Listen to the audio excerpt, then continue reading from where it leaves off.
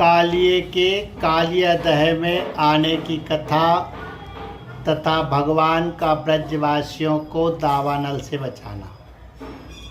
राजा परीक्षित ने पूछा, भगवान, कालिय नांग ने नांगों के निवास स्थान रमणक द्वीप को क्यों छोड़ा था और उस अकेले ने ही गरुड़ जी का कौन सा अपराध किया था?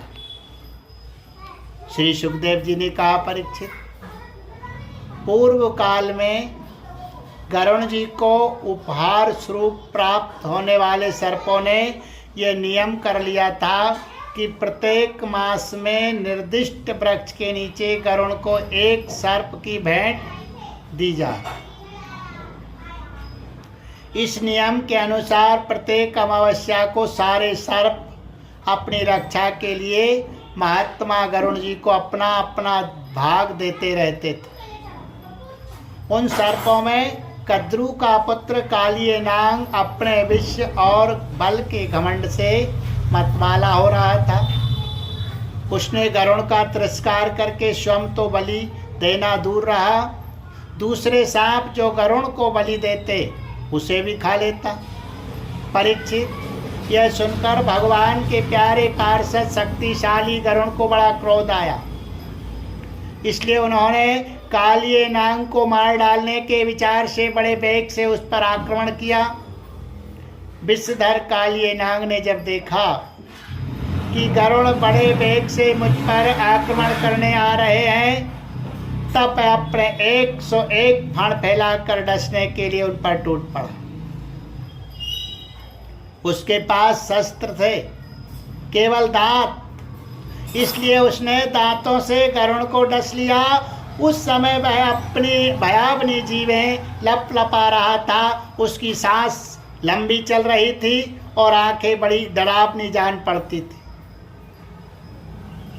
ताक्षर नंदन गरुड़ जी विष्णु भगवान के वाहन हैं और उनका वेग तथा पराक्रम भी अतुलनीय है। कालिय नांग की यह डिटाई देखकर उनका क्रोध और भी बढ़ गया तथा उन्होंने उसे अपने शरीर से झटक कर फेंक दिया एवं अपने सुनहले बाएं पंख से कालिय नांग पर बड़े जोर से प्रहार किया। उनके पंख की चोट से कालिय नांग घायल हो गया।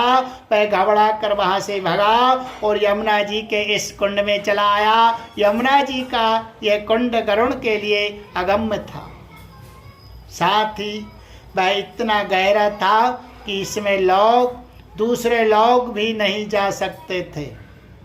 इसी स्थान पर एक दिन क्षुधातुर गरुड़ ने तपस्वी सौबरी जी के मना करने पर भी अपने अभिष्ट भक्ष्य मत्स्य को बलपूर्वक पकड़कर खा लिया।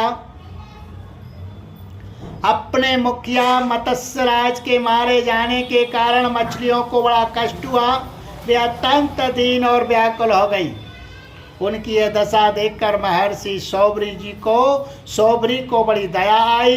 उन्होंने उस कुंड में रहने वाले सब जीवों की भलाई के लिए गरुड़ को यह शाप दे दिया, यदि गरुड़ फिर कभी इस कुंड में घुसकर मछलियों को खाएंगे तो उसी क्षण प्राणों से हाथ धो बैठोगे। मैं यह सत्य कहता हूं परीक्षित। महर्षि सौबरी के इस सांप की बात कालिय नांग के सिवा और कोई सांप नहीं जानता था।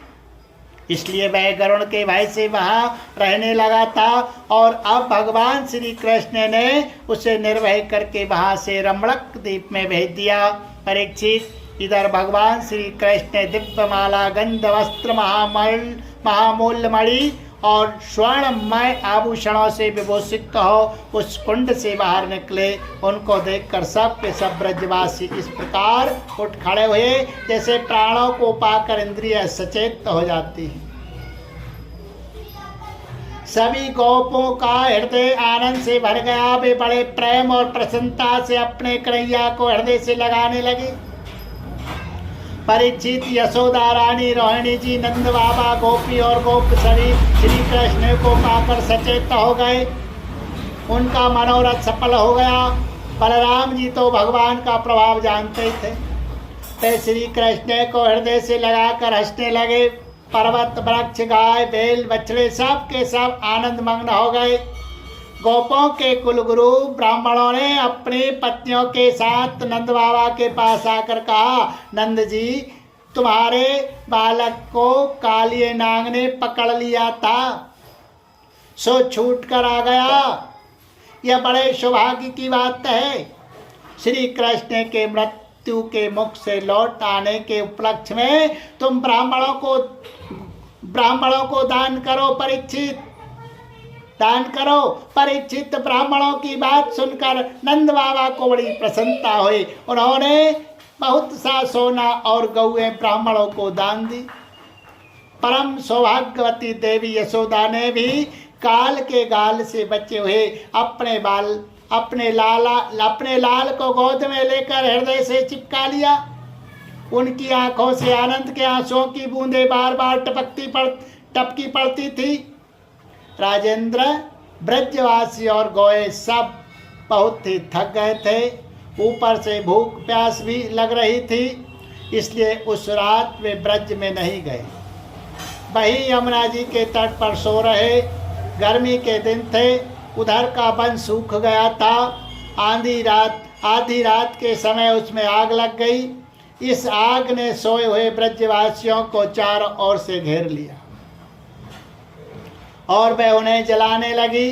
आग की आंच लगने पर ब्रजवासी घबरा कर उठ खड़े हुए और लीला मनुष्य भगवान श्री कृष्ण की शरण में गए।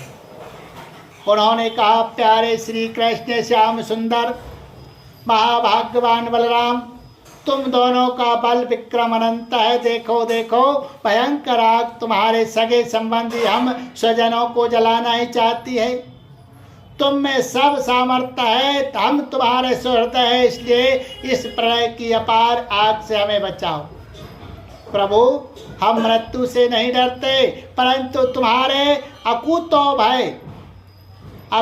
भय चरण कमल छोड़ने में हम असमर्थ है। भगवान अनंत है, वे अनंत शक्तियों को धारण करते हैं। उन जगदीश्वर भगवान श्री कृष्ण ने जब देखा कि मेरे स्वजन इस प्रकार व्याकुल हो रहे हैं, तब वे उस भयंकर आग को पी गए। बोलिए गोविंद गोपाल कृष्ण।